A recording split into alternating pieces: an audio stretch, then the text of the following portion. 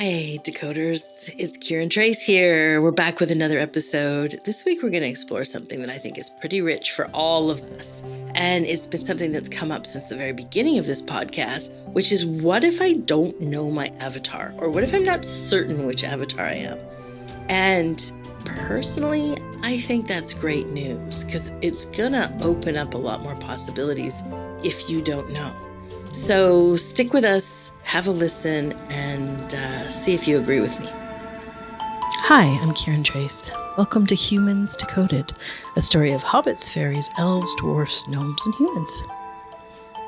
If you get lost at any point, there is a deep dive on all the different avatars in episode 1. It includes notes.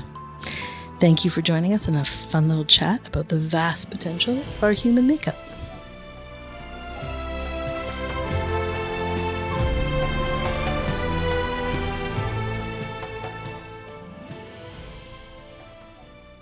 Hi, Cam. Hey, team. Hi, Leela. Hi, everyone. Good to be back. It's been a long week without the Decoder community, although there's been lots of chat on the Facebook boards lately. We've got some new members piping in, new comments, and that's just a sweet little way to stay in touch over the week. I'm really glad we're getting into this topic today because I feel like ever since the beginning of this podcast and like our community, I don't know, being really interested in it, like what avatar am I? What are you? La la la la la. There's almost like this a little bit of pressure to know. And I love that we're saying, hey, you don't have to know because guess what? It's not always that obvious. It's true that in reality, it takes a moment to really know what is authentically you. And that's true across the board. Like nobody can like draw you an external map and say, here's what's authentic to you and here's what is not. Like it's so beautiful because it's internal. Like it's an internal discovery. And the thing is there's no urgency to that discovery.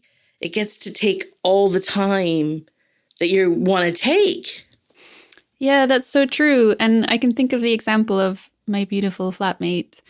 You know, she's very authentic, very kind of free with her self-expression, but it still took me 3 or 4 months of living with her before I could figure out what the fuck avatar she was. I started out with fairy because she could move fast like me and we have such a great time and we partied together. Then Kiran was like, maybe elf? And I was like, well, she is very organized. And then finally we landed at hobbit because of the beautiful way she potters, how much she loves crafting. And then the more we talk about it, the more she realizes like it's an exhale for her to sometimes slow down or be really deliberate with having space for herself, like before she leaves. And yeah, it's been like a beautiful unfolding, but it just was not obvious to begin with. Yeah, and I think of my friend Cyril, who I've known since 25 years. We spend a lot of time together. And to this day, I'm still not sure. Is he really a hobbit or is he an elf? Is he maybe a gnome? Like my best guess is he's a hobbit, but there's all the conditioning, all the shoulds and shouldn'ts on top of his beautiful, authentic self that I don't know. I really do not know. And just over Christmas, when all of us were here at the house in California, staying together, celebrating together, I could sort of watch within myself how even though I know I'm an elf, I'm pretty authentic, I could see that, if I hang out with a fairy for a bit, I kind of lean towards fairy. If I hang out with a hobbit, I kind of lean towards hobbit, just because I guess there's an element of wanting to be loved. Yeah, so you could be sitting deeply in your authenticity and still fall into these little pain body traps. It's incredibly difficult in relationship to hold your rhythm. Yes. And that's the thing I love that you're pointing out, because like even you, who is so clear and makes such clear choices and has such clear decision making and is so aware of your authentic rhythms, even there's pressure. So sometimes the mind says like, one day when I know my avatar, then it'll Yeah. be. Yeah. I won't have to deal with all this pressure shit anymore. But the truth is, turns out, well, that day will never come. And it's okay. Like, it's not, I don't know, it's not this huge burden to carry around. No, I think that's the thing. It's like people keep coming to us all the time and saying like, what's my avatar? Like, help me find it. Help me find what my avatar is. And you can feel there's that burning desire to know, which I love. We can harness that. But what if that's a very open-handed, starts you on a road of awareness and inner looking? Because there is not an authentic external map. Like if I could tell you how many times people have come to me and said, what avatar am I? And I just threw something at them and I was wrong. Because I cannot know externally what part of you is, which is the authentic and which isn't. And I think of it very much like we just did that wellness episode, and it's not like someone can't draw a map externally that's going to fit you. And so the maps are just like suggestions. They're open-handed, like it's not like if you follow this precisely, my external pathway, this will clarify your avatar. Or this will clarify your, whatever your goal is, lose 10 pounds or become fertile and get pregnant or whatever it is, like these, like the external map is a guidepost, and it's really the beginning of your own journey internally, because the intelligent seat, the most intelligent seat, is the internal one inside of you. And the inquiry process and the discovery process and the slowly unpacking all your baggage and the saboteurs and all the extra gunk that we've been carrying around. And it's such a joy to discover stuff that you thought was authentically you, but isn't. Yeah, for sure. I mean, for years, that's a long time ago now, but for years I was convinced that my deeply disturbed eating habits were authentic. Like it felt like that's how I do it. That's what suits me best. That's what, serves me best, to just eat all the organic stuff, all the whole foods, all the blah, blah, blah, veggies and fruit, no sugar, no this, no that. At the time, that felt like, yes, this is a very healthy, authentic way to eat. And then now it's like, oh shit, how could I ever think that? But it's exactly as you're saying, Kiran, this sort of, to me, it feels like turning each stone and see what's underneath, sort of in my system. And there's always a little bit more of like, oh, oops, that's not authentic either. Oops, that one can go as well. But it's joyful. It's a delicious process. Yeah, I remember the first time I started to realize the journey required listening to myself. And that was so deeply unpracticed in this being, because I was just excellent at, heeding to your needs. But please don't ask me about mine. So it took a minute, and I remember how scary it felt to be like, hold on a minute. I have to use myself as the internal compass and not the external. And there was a lot of fear that if I spoke my needs, I would basically be abandoned, which, directly relates to like my very unique, beautiful core pain body of I don't belong. But also it did actually take courage, because in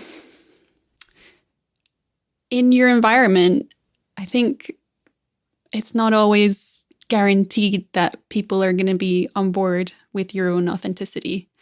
And that can sting a little bit. So I know for myself, there was a lot of people that kind of dropped away because they just weren't interested in hearing my needs because they were so used to just sort of being fed theirs. When it was finally time for me to speak up, they were like, what the fuck? Why have you changed? And it's like, can't you see I'm like the happiest I've ever been?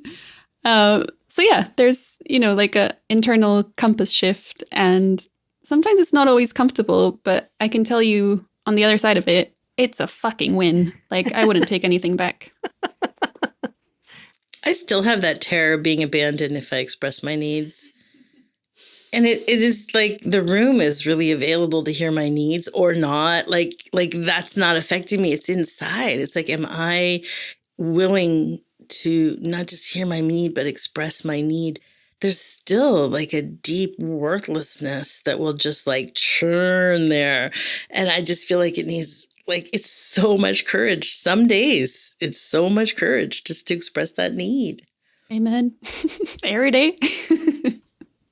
A little death each time as we take the leap. But then, as Cami says, as I think we're all saying, it's so worth it, because what it feels like to sit in your authenticity is delicious, yummy, feels like home. And yes, it's sort of a journey to land in this sensation of just being home in yourself. And there are some things that are useful or helpful on the way to home. Yeah, I would say if you're not sure what your avatar is, that's totally okay. And a helpful tip would be to notice any other avatars in your life that are very obvious. So if someone's like very obviously an elf or obviously a dwarf. And really what we're doing is celebrating the diversity. So just noticing that there's space for that elf to be an elf. So I think that's a really helpful starting point.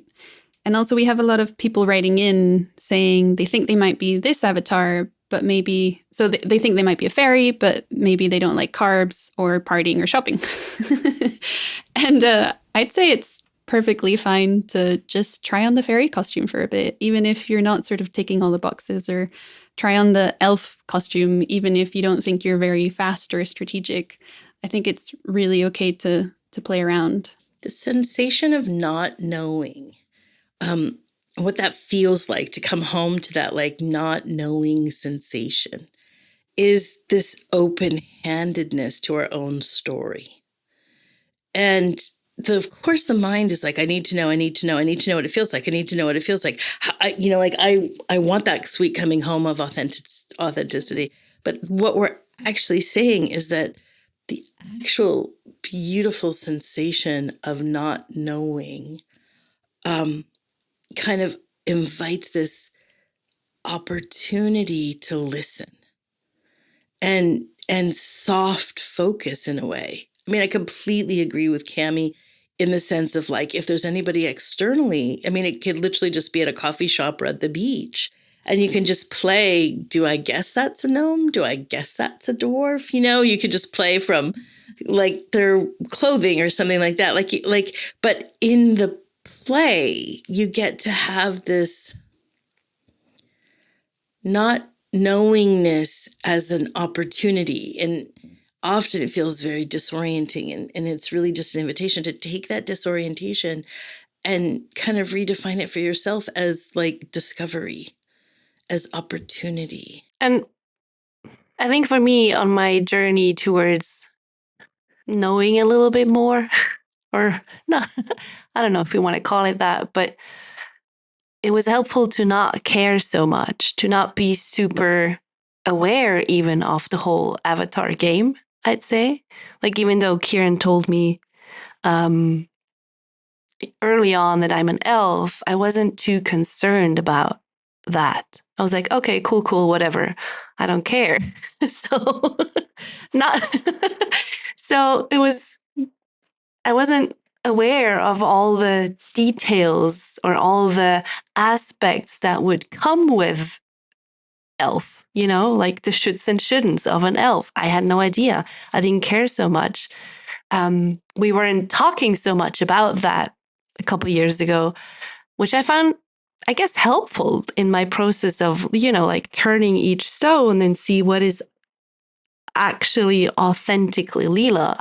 And then with that process, the whole elf thing starts to come through a much more clearly, I'd say.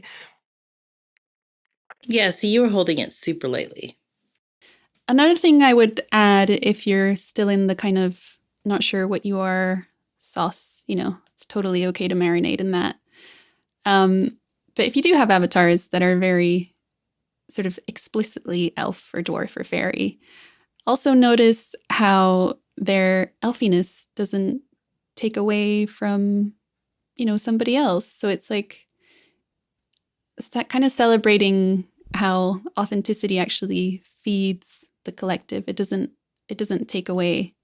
And I think that's really fun, sort of amongst us all, watching everybody become their fullest avatar is like the deliciousness of a hobbit pottering around the kitchen. Like, that's so yummy. That's so delicious. And it's like, it allows me as a fairy to be like, I don't have to do the cleanup because I did the party. I put on the playlist, I set the table, and I did the seasoning. Like, I don't have to be pottering around like them. So yeah, I think ultimately it's like everybody gets to be in their own space, and it's a really delicious win for everybody. I think it can feel like a scary mess if you don't know what your avatar is and you're really turned on by it. Like, it's exciting and it's delicious and you can see the truth of it outside. And then in yourself, you're like, but I don't know where I am. And then in your home or in your kitchen or in your family group, you're like, oh, we're all just sort of this chaotic mess colliding into each other. How does this become an inquiry into authenticity? And, we're peppering this with these hints. Cammie's got these sweet pieces of like, look at the others, like there's parts of your Aunt Mildred that are not authentic. And there's parts that of your dad that are not authentic, and parts that your mom are just not authentic. And if that's where you're at, then that's already wonderful. And that's a first step. Like, I know the disorientation, the chaos is uncomfortable, but it's such an important part of the journey. And by facing that directly, it doesn't mean you're always going to have that chaos or that disorientation. Ironically, by allowing it internally, by letting yourself be like totally wrong, totally unsure, totally unclear, that's like the first clear step that one can take. And you can, like in the willingness to turn towards that and say, yeah, this is a lot of inauthenticity colliding against each other. Wow, that's a very clear statement right there. And you're not needing to like climb this mountain yourself. Obviously, there's this beautiful guidepost out here where we're giving all kinds of tips, not just about the way avatars present in the world, or present internally, but also, as we go through every episode, maybe some episodes are really juicy for you and they're about an inquiry, and maybe some episodes are hot and too deep and too intense and you bounce off of it, and that's okay. But all of it is around this same journey of like, what's true about me and what's true about my expression in the world. And so where you are, like right in this moment, where your feet are, where your ears are listening, where your hands are, is already like enough. And that's the first, even if that's the first clear thought, like, oh, I have to start here. Or I'm even going to end up here, which is for some of you guys really despairing, but because you think there's something wrong here. But ultimately, the heart of the recipe of discovering your avatar is starting exactly where you are and the not knowing. How beautiful. What an exhale. What a relief, like to not need to know. here is enough. Oh, don't we all want to hear that again and again and again and again? I think your own personal story with all that, Cami, is a beautiful illustration for what we're saying here. Yeah, I mean, I was the avatar shapeshifter. Did you know that first I thought I was an elf? Because I told her it and I got it wrong. True that, because I think I sort of displayed as fast and strategic. Not because it was authentic to me, just because that's what everybody else was doing. So that's what I want to do too, to stay safe. I also used to dress like a hobbit. I used to kind of ground or pretend to ground like a hobbit. So all my clothes were brown, which I cannot believe. Like, if I see anything brown these days, I'd literally throw it out. I'm like, nope. But yeah, there was just so much people pleasing and like all these kind of layers sort of sandwiched on, which just dampened the authenticity so much. So even, spending time with Kiran, like the expert, she didn't know. And it wasn't until, just years and years of kind of doing this beautiful inquiry and work and kind of shedding layers that this sort of effervescent bubbliness started to emerge. And I realized like, oh, that's authentic to me, because at first it felt so scary to let that through. It's almost like, I don't know, feeling like a little bit naked, like, sort of poking your toe out, like, oh my God, is this allowed? A little bit. You're funny. But I don't know, nowadays it's such a celebration. I just have these like spurts of dance and like silliness that want to explode out of me all the time. And there's so much less of a movement to like shut it down, So that's, I don't know, it's so great. And also my journey with food, like it was so confused. I tried organic, I tried macrobiotic, I tried keto, which is the ultimate farce for me. It's a very like a diet consisting of protein and fat. And now I've landed so squarely with carbs. They're just my life and there's no shame. No shame in carbs and fruit and candy. Yummy. I love that as a bumper sticker. We should make no shame for carbs, fruit, and candy. 2025 is a carb, candy, and fruit world. Yes. There was a moment last week that sort of, I don't know, I find it worthy to share here as a sort of a catch-up moment. Related to what we're saying here, I was cleaning the kitchen yesterday, I think it was, and it was deep joy, I tell you. I cleaned the sink, I removed all the coffee stains that were in there, and it was just such a celebration of life itself. I got pretty high in a true way, not in the lala way. And I told Kiran about, hey, it was so delicious to clean the kitchen today. And then she looks at me and she goes, you're turning into a get shit done elf, like other people in our community. And I was like, no, ew. Because everybody knows, and we laugh about this a lot here, that I have this habit of, collapsing on my fainting couch. I'm very cat-like. I'm languid. And I guess part of that might be true. I'm not so sure yet anymore. But it changes. It changes. And there's actually, even though like Cami was saying, it feels pretty naked. And it doesn't feel like it's just one toe that's naked. It's like full exposed genitals. Like, oh my God.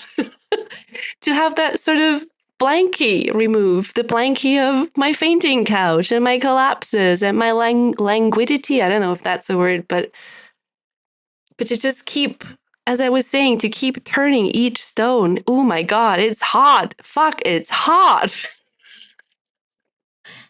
But then the joy of being the, in the get shit done energy that is so,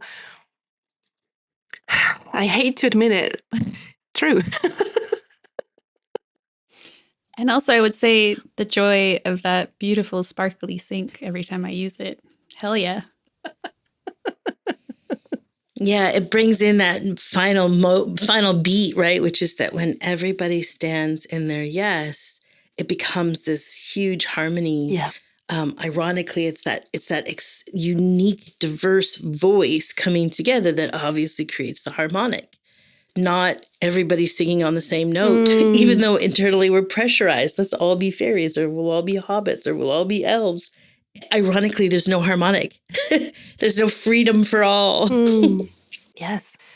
And don't we have a class coming up soon that supports this whole journey towards?